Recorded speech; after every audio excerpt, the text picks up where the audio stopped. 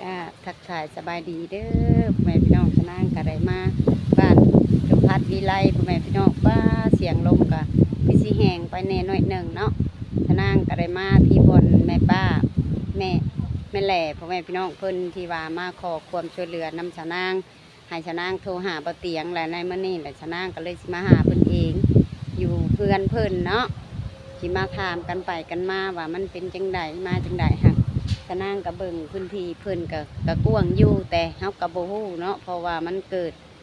เหตุแบบซี่แล้วมันก็คนเฮามันก็บ่มีทางเลือกมันก็คือสิเบิดแหละพ่อแม่พี่น้องชะนางก็บ่ฮู้รายละเอียดเนาะแต่ละมาแต่พุ่นชะนางก็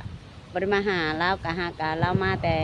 ห้องหมอได้เฮิงเติบแล้วแหละชะนางก็บ่มีเวลามาก็เลยมื้อนี้ชะนางก็มีโอกาสได้มาหาลาวพ่อแม่พี่น้องที่มาถามมาไถ่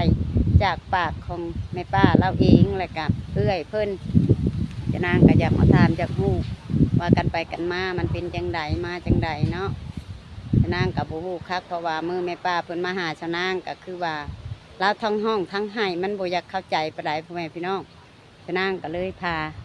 น้องมวยมาจะหน่อยเพิ่นก็หนีปะชะนางอีกแล้วพ่อแม่พี่น้องให้มาจับกล้องให้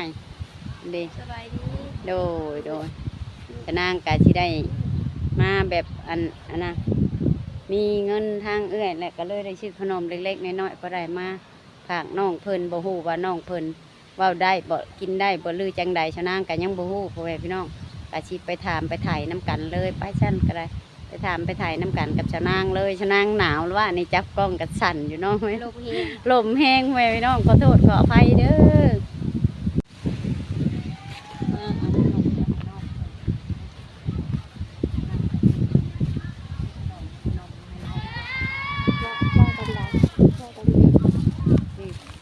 เว้าดัง มีนมมีขนมพ่อแม่พี่น้องชะนางมันก็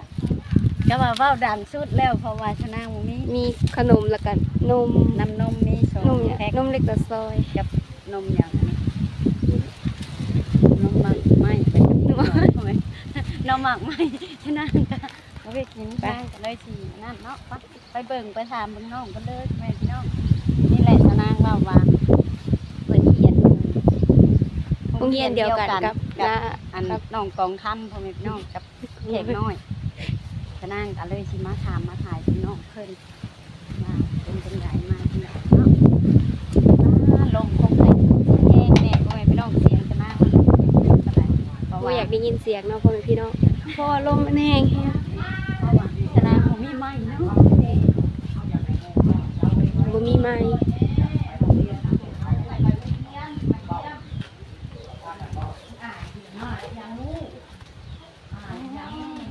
สบายดีแม่สบายดีคนนี้บ่ที่ว่า ผู้นี่แหละผ่าอันนั้นน่ะอันกะโหลกออกอ่ะผู้นี่ แม่นเอาไปผ่าอยู่ลูกกูแหละถ่ายนี่เห็นตื่นบ่ได้นางเอ้ย มัน ได้ ใก เลี้ย ล้ ง ๆนี่แหละ เรียงนั่นทำผ้า แขนขากระถางนี่ยังตีนหมดยังตีนบ่ได้นี่แขนตัวนี้ลอยเลยนี่ค่ะ ลอยเลย เว้ากันยังเว้าบ่ได้ขาข้างนี่เริ่มอันนี้ได้แล้วบีบเอาดิ บีบคั้นเอาบำบัดแต่ละมือ เพิ่นเว้าได้อยู่บ่ บ่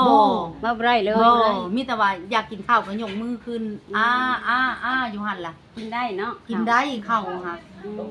ต้มแล้วหั่นแหละ ไอ้นกกล้องได้บ่ล่ะ เฮ็ดมึงดูลูกเฮ็ด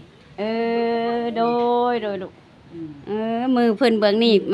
มันบ่ได้เลยพ่อแม่พี่น้อง หมู่ก็มาเบิ่งนี่เข้าอยากชวนไปเข้าเฮียนอยากเข้าเฮียนเอามาแต่หมู่พุ่นแหละนี่ค่ะ โอ้มาเฮิงแล้วเอ้ย มาได้อาทิตย์ปลา ที่ ย ป่ายแล้วขอเพิ่นออกเฮาบ่มีเงินเฮาเบิดหลายแล้ว เด็กชาวชื่อขนมมาให้ละ โดยขอบใจเด้อขอบใจเด้อ โดย ดีใจแล้วนี่ได้กินขนมนี่ แม่เงินไปปัวเพิ่นนี่อยู่หมู่กะเอาดินน่ะไปจำน้ำงัวมี2ตัวก็ขาย เนาะ แม่เบิดแสนป่ายเพื่อนนี่ก็เป็นดินเขาได้นี่ เนาะ เป็นดินเขาเฮาเอาไปจำไปปัวเพิ่นได้สาวเอื้อยดินเพื่อนนี่เอาไปจำเพิ่นก้อนนี่กันดอกแล้วคูณเป็นคูณแล้วเนาะก็เฮ็ดได้ไปปัวพ่นก้อนนี่แหละ ก่อนมันสิเกิดเหตุบ่ กะเขาใส่ไปซื้อเทียนแล้วไปน้ำเขาที่รถซ้อนน้ำหลังเขาหั่นแหละ น้องน้องของแม่บักครูเจ็บนี่แหละที่ปลา เขา เข้า ใส่ ไว้ ไป ไป ซื้อเทียนไปเทียนที่แดงพระเขา อืม แล้วนะเบา 70 เอ้ย เท่าไหร่ เจ็ดขวด 7 ปีแหละ 12 ปีปลาย ชื่อจังได๋ เขาเจ ซื้อ ม ข้าวเจม โอ้ เป็นอยู่ม.2 ว่ะ นี่หมอขนาดอีเฮากับแนวแล้วเฮาเบิด หมอนัดวันที่9 ที่ได้ซะนัดไปเอาอยู่เอายา ไปกวดกับ คือว่าเบิ่งนี่ติงได้เลยเนาะ บ่ได้เลยเบื้องนี้บ่ได้ เป็นลอยเลยพ่อแม่ จัก เนาะ เล่ แบบเฮากับพยายามแบบเอา บำบัดเอา เฮาก็อันนั้นอยู่เฮาก็อัน เอ นั้นอยู่ อ มานอนมาคัน ยาอันเชื่อเอ็นอ่อนยายุบหมออยู่พุ่นเป็นกระบอกให้ยกแขนแต่ละมือมันก็ แม่ ย น ก แม่น ยกแขน ยก ยกแขน ไปป่ายเอาน้ำหมอกมา เอ ใส่ อน้ำหมอกเอา ย่างได้บ่ ก็แบบคนนั้นเป็น เป็ เพี้ย น เป็น โซ่ ร้อย แบ แล้ว บ โซ่ คนเป็น แล้ว ร้อยขามันบ่มีแห้งนะ เออ โดมผัวโซมไปแหละขาข้างนี่นะนี่ลงหัวลงไฟนี่จะผ่ายจริงๆบ่ได้ แก้ไป แก้ไปค่ะ แก้นะ ได้มีแห้งกับขาลงผังนี่ค่ะเป็นผังเลย แปลกเนาะ แปลก ทันทีมันสิเป็นทางเฮาลงเนาะ เขาว่าวันนี้แค่นผู้ชายแหละลงเบื้องขวาแล้วมันดีแค่นว่าแม่ยิ่งน่ะเบื้องซ้ายลงอันนี้ อันนี้นี่แม่นเปิดบ่ได้ในข้างนี่ข้างคิวนี่แม่นเบิดนี่เปิดเบิดนี่ผิดอันนี้มันยังบวอันสมองมันยังบวอันนั้นกระโหลกออกอันนี้มันเริ่มยุบแล้ว สมองบวมแห้งมันปูดขึ้นมาเทิงพี่แค่นบ่เอากระโหลกออกบ่ยังต้องได้เอากระโหลกสมองมันบวมแห้งเส้นเลือดก็ขาดเส้นเลือดขาดแล้วก็มันสิเฮ็ดให้เว้าบ่ได้นี่ ตากับสวดดูนออกไปมีตาเข้ามาตาสิแตกเลยตาน่ะกระดูนออกแล้วมันหากระลงแล้วเด้มันเขียวอยู่นี่ดูนออกเบิดแล้วหน่วยตาค่ะ เส้นได้ซะเอ้ยเส้นเลือดเนาะแค่นสิเว้าหั่นล่ะ ก็ถือว่าก็ยังบุญเนาะ ยังบุญเพิ่นยังว่าบุญยังว่าเฮาสิบ่ได้คืนเลยได้ แม่ เห็นเบิ่งไผลงในคลิปก็โอ้ยเฮาอยากเบิ่งอยากหิวอยากเห็นเฮา ฮูกในคลิปนะฮูกภาพเป็นเลือดเป็นต้นออกภาพมา คือว่าเพิ่นก็บุญเติบ บุญตื่น เมียนไว้ แต่ แล้ว ปกติแล้วเนาะคนเฮามันชำนี่แหละก็มันก็50แล้ว แม่น นะ แม่น เว้า จื้อหักสมองน่ะจื้อเบิดจื้อคนน่ะจื้อหมู่น่ะยังเว้าบ่ได้ถามมันเป็นใครจื้อเบิด ได้ยินแต่นางเอ็มเพิ่นเว้าว่าเพิ่นมาเท่านึงบอกลูกสาวเพิ่นอะไรเพิ่นเรียนอยู่มนึง เเฮาก็บ่จักว่าใครเป็นไผก็บ่ฮู้แล้วลูกหลานมานะ เพิ่นมาเท่านึง เออ แม่เฮาไปเยี่ยมเท่านึงทำบ่ได้เข้าไปใกล้ดอกเพิ่นว่าแต่เพิ่นเว้าได้บ่ได้บ่ฮู้ บ่ได้เว้านะ หมู่ก็มาเต็มอยู่แล้วอยาก อืม ชวนกันไปเข้าโรงเรียน เข้าไว้เด้อหมู่ก็ได้เข้าไว้ จะมาชวนให้กำลังใจ ให้กำลังใจได้หมู่มาน่ะ โดย อืม ไปให้กำลังใจเยอะชาวไปไหว้แล้ว เดี๋ยวให้น้าบ่าวขึ้นมาเบิ่งแน่คือเพิ่นมาก็ได้เนาะเพิ่นซอยซำใดก็เอา บ่เตียงเพิ่นยังบ่ได้มาบ่ บ่ยังบ่ทันได้มา เพิ่นก็คือว่าช่วงนี้เพิ่นก็คาเวียกคาแม่ก็บ่สบายนะ เออ ค่อยก็ยังบ่ได้เมื่อใกล้เพิ่นเลยเดี๋ยวนี้เห็นคาแม่เพิ่นอยู่ห้องหมอยากอันนั้นก็โอ้ยเขาก็ได้เครียดหลายน้องๆก็ยากแฮงเอาแม่ไปหาหมอเพิ่นทางเอื้อยนี่ก็ยังบ่ได้เมื่อใกล้ยาก นั่นแล้วไปมื้อนั้นน่ะกายบุญเพ่งนั่นแหละพาไปกระดำกำดำกำขาวไปก็ต้องความตีมแล้วบ้านนี่สิได้เหลือสุดลงไปเฮือนเบามืดพุ่นว่าไป ว่ะไปหา ก็ตกใจแล้วเนาะเอาเลิกเปิด เพราะผ่าสมองนี่คนไทยเขาว่านะเป็นเคสที่เสี่ยงที่สุดแล้วก็แบบค่าใช้จ่ายหลาย อันเข้าห้องหมออันรัฐบาลบ่ แม่ห้องหมอหลวง เข้าหลวง โรงพยาบาลหลวงก็เฮ็ดให้เขาเป็นคนลาวก็มีแต่จ่ายมื้อที่ห้อง ICU น่ะมื้อละ37,000ก็คายหัวคายหยังแล้วก็เอาดินไปจำเขาแล้วก็เอาเงินยืมตะพื้ทางบ้านพูสิว่าได้ซะยืมก็ยืมแล้วยืมเอาก่อนว่ะก็ได้จังค่อยเว้าค่อยหาไส้ดอกว่ะสิได้ซะเนาะ เฮาก็บ่เคยจะเชื่อมันก็เรียงกระดอกโอ้ จั จั ก ก แล้ แล้ว แต่เกิดมาก็บ่เคยเห็นเงินเป็นแสนฝ่าย2แสน รวมเบิดนั่นเท่าไหร่บาท เฉพาะค่ายาค่าอยู่ในห้องหมอนะ160,000 เพราะฉะนั้นรายการกิน ค่ากินค่ายาค่ารถค่าล่างบ่ได้ไล่นั่นน่ะเฉพาะค่าห้องหมอในใบในปึ้มเหมือนน่ะเอ้ยในตัวเพิ่นเขียนเพิ่นนั่นน่ะให้น่ะโคตรยังว่าเฮาก็บ่เคยเห็นเงินจักเทื่อ 1,000-2,000นี่ยังยากเลยเนาะ แม่ ไปว่าเงินก็จะไปหายืมผ่านยืมห้ามจะยืมมาจะสิได้ เลยน้องผู้นั้นซอยผู้นี้ซอยได้ไดบ้าน บ่ละแสน2แสนน้ำบ้านนี่ก็พากันซอยกัน หลายได้ บ้านพ่อเป็นกระลายทั้งตะแคกกับผู้บ่เคยรู้จักอีนางพลอยมันลงเขาก็ ผู้ละ10-20,000ก็มีซอยกันหาพอได้ตื่มค่าหืดค่ายาก็ได้เพิ่มกันเลยดิ เพื่อนอนาซาวอุ่นนี่ก็ลูกไผ่เป็นโอนก็2เทื่อคนได้เทื่อละแสนเทื่อละ2เฮาเว้านะอุ่นหล่านี่ก็ได้ โดย เลยน้องเขาซอยเพิ่นดอกไผก็ได้ถูกประทานบุญทำน้ำยูบ่เท่าเว้าว่าบัดนี้ใส่ท่าบุญมีน้ำสกุลบุญรอดบัดนี้เอ้ยท่าบุญมีน้ำสกุลบุญรอด แม่ อธิบายอีกทียัง เปลี่ยนชื่อรถบัดนี้ หนักพันถึงหนึ่งเขาเอา เปลี่ยนชื่อรถ เปลี่ยนซื้อบาทนี่ แม่น ถ้าดีถ้าเศร้าแม่ว่าย่างได้ปีใดก็ตามอย่าลงไปบวช เป็ เด้ น บ้า นักแห่งนี้แล้วก็เลือดทางออกทางหูทางปากทางดักได้บ่ได้ว่ามันสิย่างได้บ่ได้ว่าสิย่างจังซี่ได้เฮาเห็นหาวเลือดออกกันหาวเข้าอันนี้โอ้ยเบิดแล้วโอ้ยตกใจแล้วบ่จักแนวเฮ็ดให้แล้วเฮาน่ะเห็นเลือดทางออกกันหาวบัดนี้อ้าวเฮาว่าคือเป็นนั่นห้ำว่ะ บ่มันซ่าในห้องหมอแปลง ใส่ เป็นบ่ซ่านี่นี่เอาไปคุณหมอนี่สิบ่นะบ่เลือกไปสิเพื่อนล่ะ คือว่าดินดอนปัญญาเนี่ยอยู่ซื่อๆเขาเอา อยู่ซื่อๆแล้วไปจำเขาแล้ว ประจำไว้แล้ว จำเขาแล้วยินเพื่อนนี่อยู่ซื่อๆแล้ว เดี๋ยวเขาว่าเนี่ยได้ยินเบิ่นเนาะอยู่ ได้ยินบ่ได้ยินนี่เด้ โอเคว่าพ่อแม่พี่น้องโอเคเพิ่นว่าแต่เพิ่นเว้าบ่ได้เนาะพ่อแม่พี่น้องก็น่าสงสารเขานางก็ได้การได้มาเยี่ยมน้องเพิ่นฮอดเฮือนเพราะว่าเห็นแต่แม่ป้านี่มาหาสาวนางแต่เมื่อก่อนพุ่นแหละให้สาวนางโทรหาบ่เตียงเพิ่นก็คือสิยากพ่อแม่พี่น้องทางน้องเพิ่นก็เอาแม่ไปหาหมอเนาะเป็นที่ว่ากันสาวนางก็เลยได้โอกาสมาหาน้องเพิ่นฮอดเฮือนไปซื้อขนมมาให้น้องกินให้น้องเพิ่นกิน ดีใจแล้วอันอ่อนๆน่ะกินได้แต่แข็งหมอเพิ่นยังบ่เข้าให้ยำ แม่ เพื่อ แม่ สิทธิ์ประสาทเนาะ เป็นประ แม่ สาท กินน้ำนมน้ำยาอะไรได้เพราะว่ามันสินมันอันนั้น สิทธิ์มันขาด ขนมแบบนุ่มๆแล้วกินได้ กินได้ อยากไปโรงเรียน ไปเรียนของคนเขาเรียนนี่เนาะ กลางคืนมานะ เรียนกับเก่งได้ เอาปึ้มมา ยังให้เอาปุ้มเอาโซมาเขียน มาใส่มาเขียนแต่มันเขียนบ่ได้ เขียนบ่ได้ละค่ะขาดซ้าย เบิ่งบทเรียนน่ะโอ้ยดูเศร้าสะก้อนแม่ว่า เช้าไว้เด้อบัดนี้เด้อ หลังจะพูดเขียนบ่ได้ลูกเอ้ยเรื่องอนาถตาย ใช่เนาะ เออ คนเฮามันก็ เขียนเรื่องขวา มันก็บ่ได้ ตาถูกสะดานแล้วนางเอ้ยลูกหลานมาเยี่ยมมาคอยเนี่ยเอ้ยนั่งอยู่ล่ะ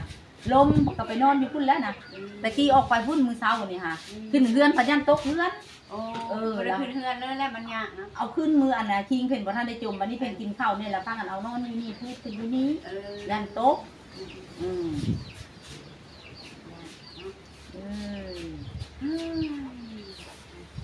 ใครบอกมัน นี่กันเลยกันโอ้ยนะบ่าวเอ้ยซอยลูกซอยหลานเนี่ยได้บ่ให้ตัดอนาคตได้มีแต่ว่าแม่สิไปโรงเรียน โอ้แม่ แม่ มา ว่า เป็ เจ้าน เศร้า นี่ก็ คุณ ไปหาหันหานี่เฮาก็ไปเกี่ยวข้าวรับเกี่ยวรับจ้างก็พอได้กินได้อยากเป็นนั่นนี่ก็เบิดแล้วเนาะเงินปานนั้น75กันเอามา เกี่ ได้ ยว ทางไหน เขาหลับจ้างพอได้กินได้ ไป อ เฮ็ ยา ด ก งานจักปีเพื่อสิได้จะว่าเงินเป็นแสนปลายนะไปไทยเฮายังบ่เคยเห็นเงินแสนปลายมันจะคือเอาสิรอดได้นี่ไปเงินออกเหลือบ่1,000-2,000 เอาก็แต่เกิดยังบ่เห็นเลยแม่ โคตรยังว่า ได้มาเห็นตอนมันขมังเลยเนาะ มักขมังนี่แหละมาเห็นตอนนี้แหละ เบิดปัญญาแล้วมีแม่ เอากับกูนี่เลี้ยงหลานทำพานกับพูดแล้วทั้งนั้นกะหลานไม่ยิ่งทั้งนี้กับหลานผู้ชายก็นั่งในน้ำตาไหลลิดอยู่กินข้าวก็พ่อยากเลยเอาเลี้ยงลูกเลี้ยงหลานไว้แต่เสือมันใหญ่มากพอได้เบิ่งไม่เท่ากันนายกันว่ามีพ่อก็ยังพ่อใครเลยนางเอ้ยอันนี้พ่อกับบ่มีแหละเลี้ยงสองคนน่ะนี่ ใช่บุ้ยขอคุณนะ อันพูดทั้งสองนี่ล่ะพระอันเต้ เฮา ถือ ป้า ผ้า แต่ มา คือผ้าผู้ใด เฉพาะ เฮาเลี้ยงเองเฮาได้ซะเท่ากันนั่นแหละ ถือผ้าบ่มีพ่อได้ นิดน้อยนี่ เลี้ยงหลานทำผ้า คือว่าโสดเนาะ โซ่ แม่เฮาเลี้ยงแบบอันเลี้ยงเองเฮานะแต่ดีผ้าเฮาก็ไปเฮ็ดการเฮ็ดงาน เอามาไว้น้ำแม่ไปลูกเอ้ยป้าห้างกันเฮ็ดอะไรอยู่ เป็นแม่เลี้ยงเดี่ยวอีกพี่น้องเพิ่นก็ได้ เออ แต่ลักษณะเป็นทนางแหละเป็นแม่เลี้ยงเดี่ยว เลี้ยงเดียวหาได้มากับปูหอยกินลูกเอ้ยกับบ่อยากแล้วเอาไข่ไว้ มันลูกบ่ได้มาเป็นแคนดิเดตเนาะเฮาก็เพิ่นหวัง เบิดแล้ว เอ้ยชื่อนี่ได สืบแท้ แพง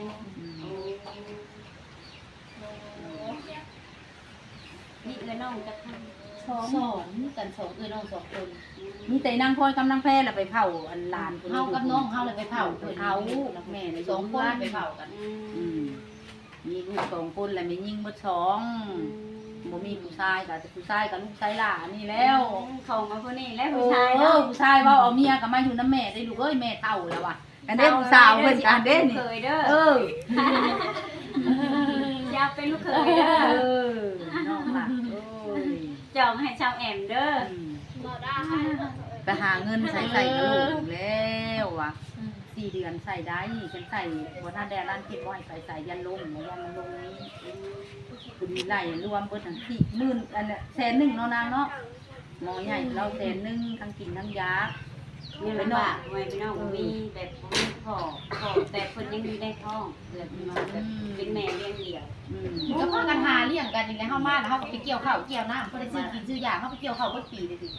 แบบว่าเลิกกันแล้วก็อยู่เป็นแม่เลี้ยงเดี่ยวแล้วก็นางแบบ กันเพิ่นบ่เจ็บนี่ก็ย่ำตาน้อยก็ไปแล้วนี่ไปแล้วก็แม่ไปตัดอ้อยแล้ว ลงเครื่องว่าสิลงวัดได้จังนั้น ว่าสิลงวัดนะ ลงไปทำบุญเฮาเอานะ ยาคูพระธุดงค์สิมาแล้วก็สิลงจังหันลงวัด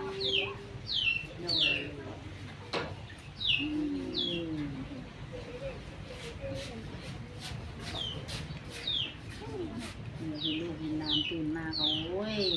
เหนื่อยดิเหนื่อยในตีนในมือนี่อยากกินข้าวกินแล้วก็บ่อิ่มบ่เต็มแล้ว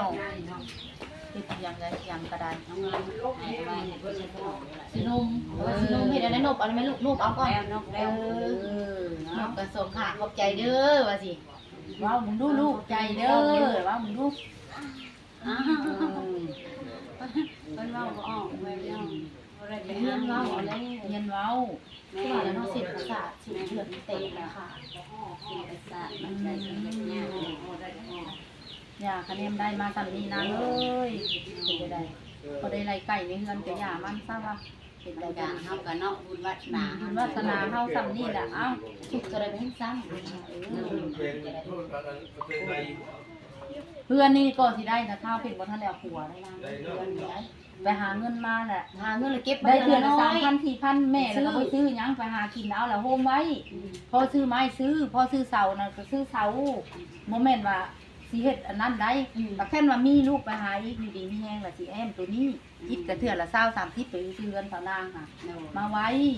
เป็นจังได๋เทื่อเล็กเทื่อน้อยว่าเฮาบ่มีอยู่ไปแค่บ่เจ็บบ่ไข้ก็อยู่ไปลูกเอ้ยว่าไผบ่เห็นดอกเฮากินแก่เรือนเฮานางใครลูกในจักรพรรดินะ เออ กินเงินต้องว่า กินไปหากล้องคุณลูก เดี๋ยวมันคือบริษัท1 2 3 1 1 2 3ฮะ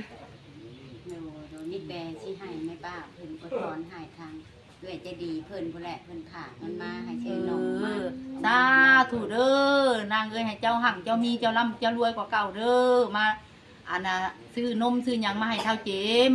แล้วขอให้เจ้ามีความสุขความหุ่งความเฮืองอะไรมาเบิ่งลูกเบิ่งหลาน อุดหนุนลูกหลานกะแม่ก็บ่จักแนวเว้าแล้ว แม่ก็ได้เนาะแนวคนบ่ได้เรียนหนังแสนหนังสือ ให้เจ้าน่ะสูงส่งขึ้นไปเด้อไปทางใต้ก็มีผู้ช่วยเท่าเจมไปทางเหนือก็มีผู้ช่วยเพิ่นให้เพิ่นหุ่งเพิ่นเฮืองให้เพิ่นเศร้าไว้ๆอีหล่าเอ้ยสาธุเออ เจ้าไว้เด้อแบบนี้เด้อ โดยแล้วว่าลูกว่าเฮียนเว้าโดย แล้วตอนฮูกตอนนั้นเจ้าก็สิบอกตอนที่แรกตอนพาไป เห็นลูกสาวให้เบิ่ง นั่นแหละกระโหลกเลขกระดาน ลูกสาวให้เห็น เพิ่นก็เว้าว่าอันน่ะบอกถามมาสิเอามาทำพิธีเฮาว่าบ่ทำดอกเฮาว่าทิ้งโลดนางนี่เด้อลงมาเบิ่งบ่แม่บ่เบิ่งดอกอีหล่าเอ้ยว่าบ่เบิ่งเอาไปโลดบ่เอาเฮาบ่เบิ่งเฮาน่ะอยู่ตนจนว่ามันไข่จบเจือนางคูณเว้าว่าแม่แท้เฮาก็รีเบิ่งข้างหลังอ่ะคันเบิ่งมันให้เด้สักคำนอนนะแม่ให้แต่ย่านหลานนี่ให้อีแม่กับน้องแม่นี่อีแพ้อีแม่ไปโรงเรียนหั่นเนาะแม่ว่ามีเงินบ่ ปวดบ่ ปวดละเอียดลงเรียนลงเนาะ มีอยู่แก่นแท้บ่มีในถุงเสื้อค่ะบ่มีตัว หน่อยเลย มันบ่มีหอย หน่อยเลยเนาะ ดีๆกินก็จะต่อยค่ะ หน่อยเลยเนาะ หอยเลย มันกับบูชันกันเลย ทำเลย นี่อย่าง มัน นี้ บูชันกัน ทำ นี่ว่าเข้า เขา ผิดแล้วนะแม่ เอา ละจังว่าบำบัดเอาเนาะแม่เอาบำบัด เนี่ยเขาทำภาษีนี่ ตูก็ต้องเอาน้ำหมอกก็ได้ น้ำหมอกต้มแต่ละมื้อน้ำหมอกมาคั้นมาคั้นใส่ฝ่ายมาละเคยเอ็นอ่อนกันยายุบมาคั้นไหนเพิ่นค่ะ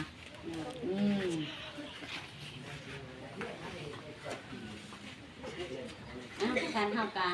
เดือนไปเบียดสองแล้วก็ทำใจนะ เอ้ย กระเจ้ากะให้ใจละลาย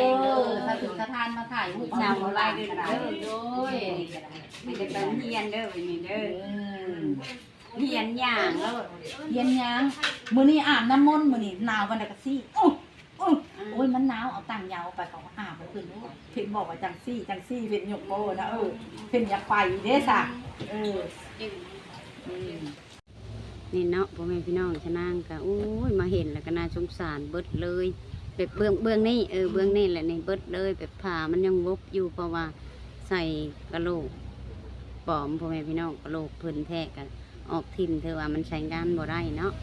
ชะนางไม่เห็นมาเห็นครั้งแรกจนน้ำตาคลอพุ่นแหละพ่อแม่พี่น้องแบบสงสารน้องเพิ่นเป็นนักเรียนเนาะกระชักชิบาได้ละคือเราว่าอะไรดินดอนตอนหยาเนี่ยมีงูควายเราก็มีแต่เราขายไปแล้วแม่พี่น้องขายไปปัวหลานแล้วนี่เขาก็นัดให้ไปเอายาอีกเราบอกกันโอ้ยจักชิบาอะไรแล้วเนาะชะนางกันก็น่าสงสารเพิ่นอยู่แม่พี่น้องคนเฮามีแต่คันมันเกิดออกมาแบบนี้แล้วมันก็เบิดได้คือกันเพราะว่าเฮาบ่มีงานมีการแบบประจำดิจ้ะเฮาก็ได้ขายของที่เฮามีแหละไปปัวลูกขอแต่ให้ลูกมันเช่าบ่มีบนอยู่กับยามันนี่เพิ่นก็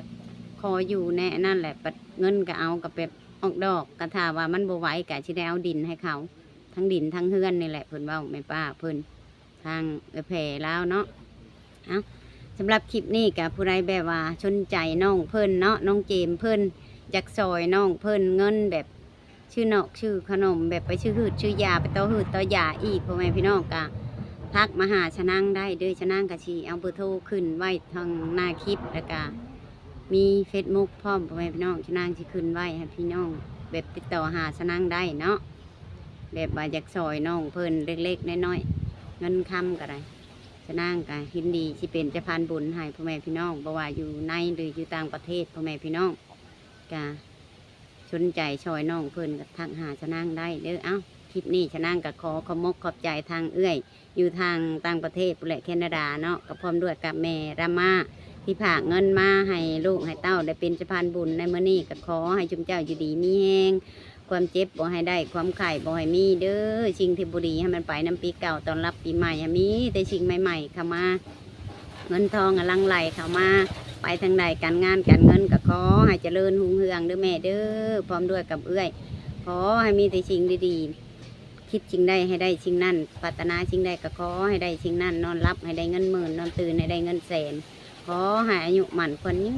นชุกกายสบายใจด้วยสาธุพุทธทั้งสองท่านที่ผากเงินให้ชะนางได้เป็นสะพานบุญในมื้อนี้ก็ได้สำหรับคลิปนี้พ่อแม่พี่น้องชะนางก็เว้ายาวเติบเลยแหละถามน้องๆเพิ่นก็ได้สำหรับคลิปนี้ชะนางก็สิจบไว้จำนี้ก็คือชะนางบอกเนาะคันไผอยากซอยน้องเพิ่นก็ติดต่อหาชะนางได้พ่อแม่พี่น้องชะนางยินดีที่เป็นสะพานบุญให้เนาะสำหรับคลิปนี้ชะนางก็สิจบเลยเด้อพ่อแม่พี่น้องบ่ว่าในประเทศและต่างประเทศที่เข้ารับชมติดตามคลิปของชะนางก็ฝากกดไลค์กดแชร์กดกำลังใจให้ชะนางได้เฮ็ดคลิปต่อไปเด้อพ่อแม่พี่น้องสำหรับคลิปนี้ชะนางก็สิลาไปแล้วกราบสบายดี